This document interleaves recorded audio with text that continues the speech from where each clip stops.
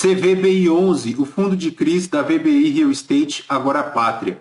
Vamos ler o relatório de novembro de 2024 e iniciar aqui no canal o acompanhamento do fundo. Tá aí o fundo que tem como objetivo o investimento de no mínimo 2/3 do patrimônio líquido diretamente em ativos de renda fixa de natureza imobiliária. Iniciou as atividades lá em setembro de 2019, tem uma taxa de administração total aí de 1% ao ano sobre o valor de mercado, 11 milhões de cotas emitidas, já tem aí também um patrimônio líquido de R$ 1 bilhão, R$ 93,13 é o valor da cota, tem um volume diário de negociação de 2 milhões e 300 na B3, distribuiu aí agora em dezembro de 2024 90 centavos por cota, tem uma reserva acumulada ainda de 13 centavos por cota, 91 mil cotistas. Na data que eu gravo com vocês aqui, pessoal, o VBI11 fechou na B3 cotado a R$ 84,28, um pouquinho amassado aí pelo mercado, né? Assim como os diversos fundos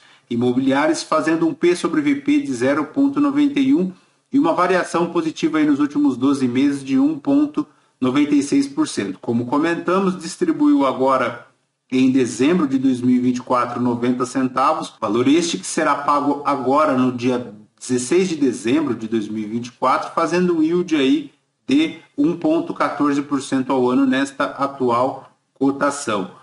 Em relação ao PL do fundo, pessoal, ele tem aí praticamente 85% em CRIs mais operações estruturadas, quase que 10% aí em FIIs, tem 95,1% de carteira de ativos e 4,9% em caixa, né? Lembrando que a carteira de ativos do fundo tem conseguido produzir aí um spread de 2,6%. Lembrando que o fundo tem como spread alvo a inflação no patamar entre 3% e 4% ao ano, né? 100% dos CRIs com garantia imobiliária e a carteira é composta por ativos que oferecem recomposição da inflação e remunerem mensalmente o investidor. Em relação à diversificação geográfica, o fundo tem aqui como objetivo máximo de 10% do PL em ativo imobiliário e um baixo risco da composição aqui do portfólio, sendo que até 25% do PL do fundo pode ser alocado em uma única região metropolitana, sendo São Paulo a única cidade que poderá chegar aí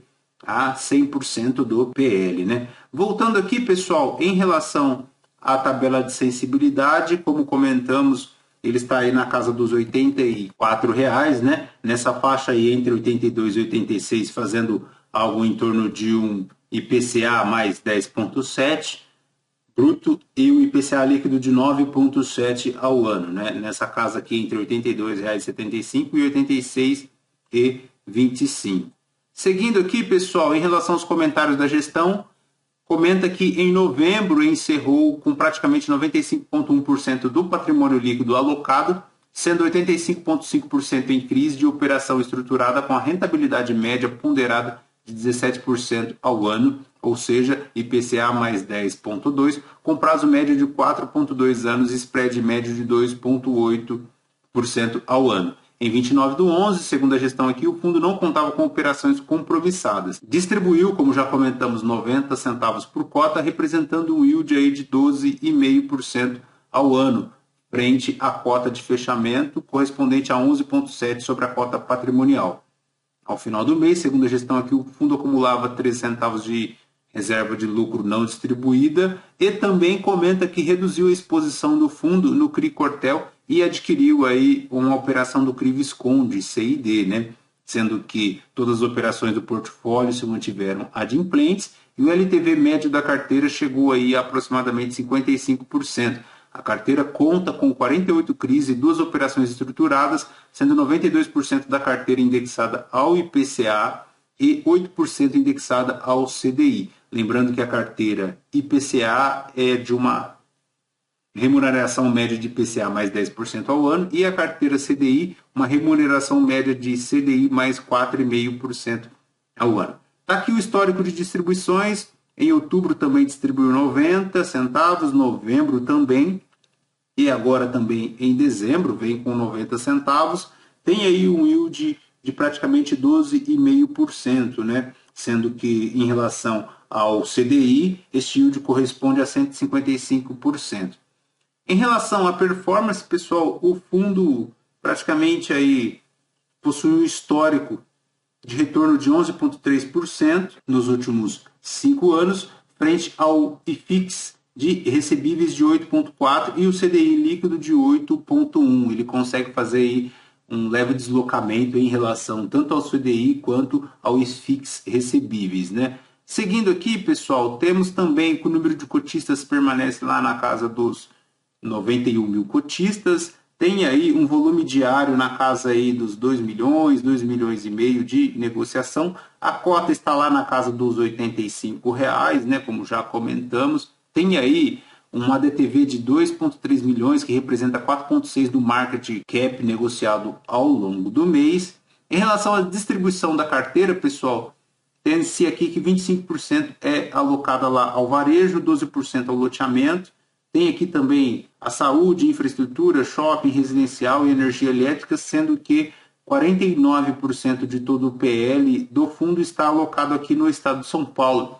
Mas o fundo também tem uma distribuição geográfica bem diversa, né, atingindo desde o Rio Grande do Sul até o estado do Pará, né? Segundo a gestão aqui, o portfólio conta com 48 CRIs diversificado em 10 segmentos distintos, sendo as maiores exposições do segmento de varejo, shopping e, na sequência, logística, né? Sendo a maior exposição, como comentamos, aqui no estado de São Paulo. 92% IPCA, 8% IPCI, tranquilo, né, para o perfil do fundo, que é mais focado aí em IPCA.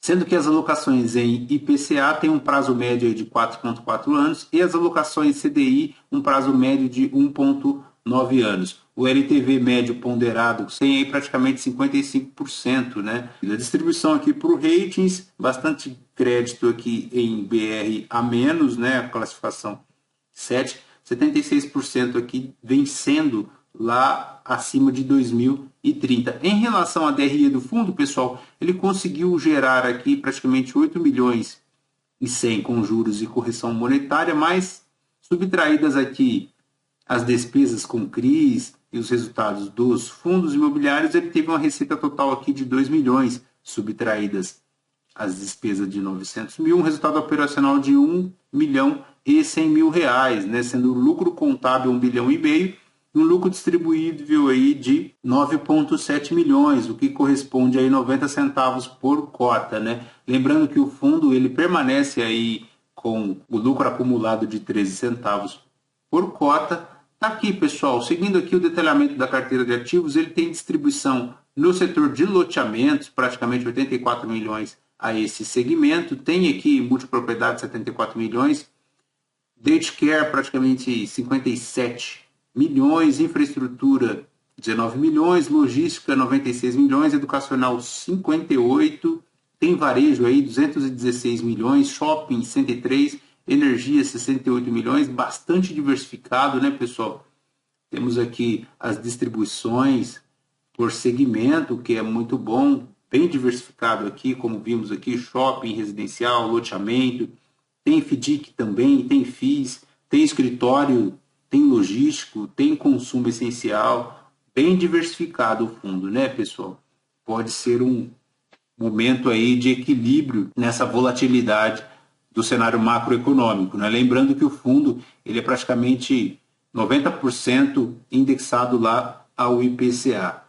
Pessoal, em relação aqui às concentrações, como comentamos, ele tem aqui alguns CRIs concentrados em logística, tem um CRI aqui também educacional, sendo que o de logística corresponde a 6,4% do PL, o educacional 5,3%, a operação estruturada tá lá para o varejo 9,9% do PL e também tem o CRI aqui Cidade Matarazzo com 6,4% do PL. Lembrando que as operações, segundo a gestão aqui, elas oferecem diversas garantias, né, como alienação fiduciária, acessão fiduciária, seguro, aval, bem diversificado, né? Em relação às aquisições, pessoal, o fundo comenta aqui que o CRI Visconde é uma operação de financiamento à construção do condomínio residencial vertical de médio padrão em Itu. Foi entregue em novembro de 2023, atingindo 97% das vendas, sendo que a operação tem um LTV máximo aí